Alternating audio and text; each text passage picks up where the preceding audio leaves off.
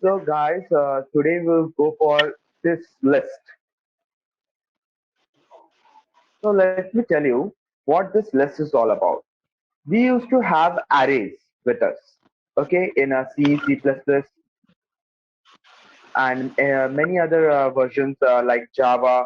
Overall, all these versions we have arrays with us for getting the numbers, getting the string, storing multiple numbers, multiple strings. We have this type of data that is array. But over here we don't have any array. We do have list and we use list only. So for this, let me show you how this list works. I will make uh, a sec.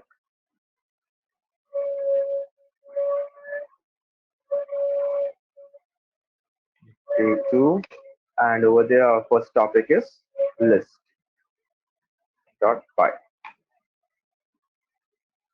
So we'll work on this. Now, how to declare a list? First of all, we take a variable name. For example, let me take L. Okay, and list is declared with square brackets. If we are declaring anything with this square bracket, that means it denotes a list. Okay, and how we store the data. For example, we want to store numbers. So one, two, three numbers we're going to store. So we'll store like this: 1, comma 2, comma 3. If we print it, print L, then let's see what the output is. Python dot slash, don't have any src over here. We have date 2, and then we have list. Okay, see, it will print in this manner. Getting? But the utilization of the list is a little bit similar like arrays. We use indexing methods. For example, I want this 2 to be printed. Now, how I can print this 2?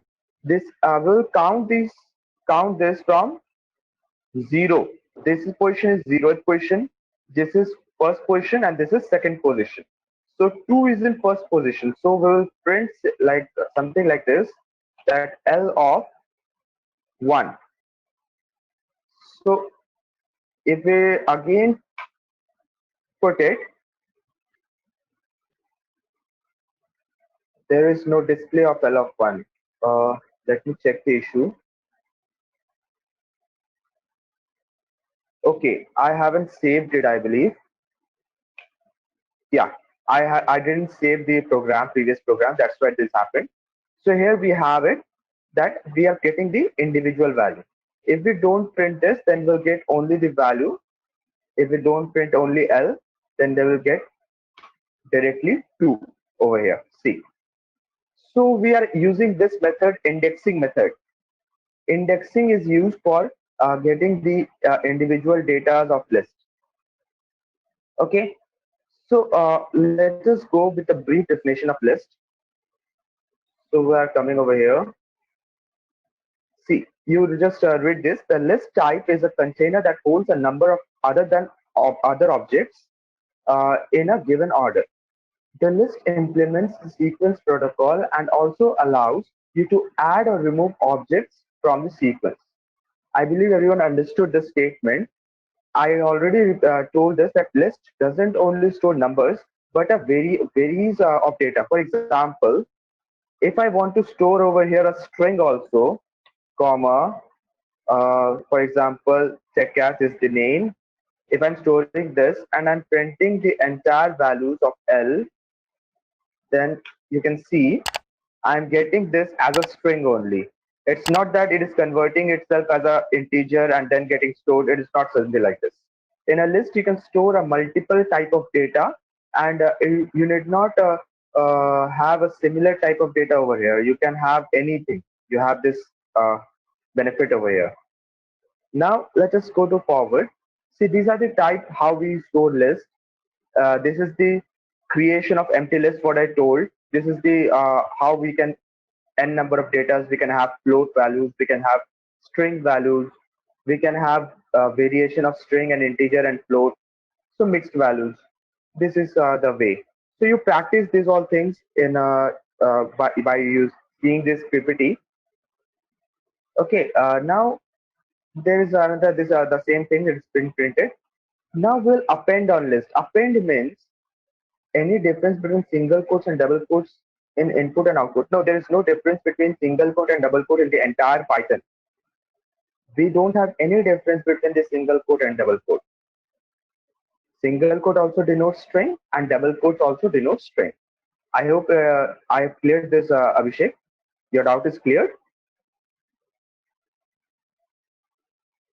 Okay. So now append. What does append means? To add a data.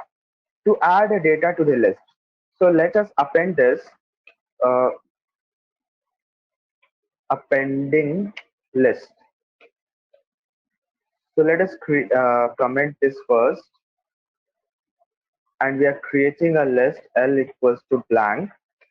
Okay, and we are printing it first, printing L, and then we'll append this. How will append this? L dot append is a function. I told you how to connect to the functions and the value. For example, I want to append A. Okay, and then I will print this again.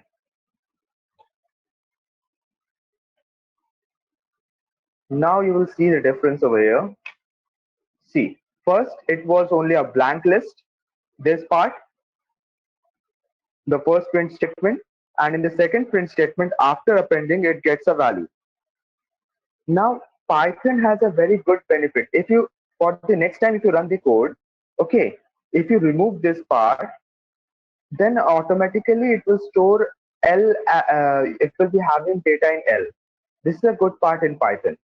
When you are using not VS Code, if you are using the Jupyter and all, where interpreter is working properly, there you will find these things, that if you are using L once, then if data is stored at L, then automatically if you use L in any other sections, then L has the same data stored.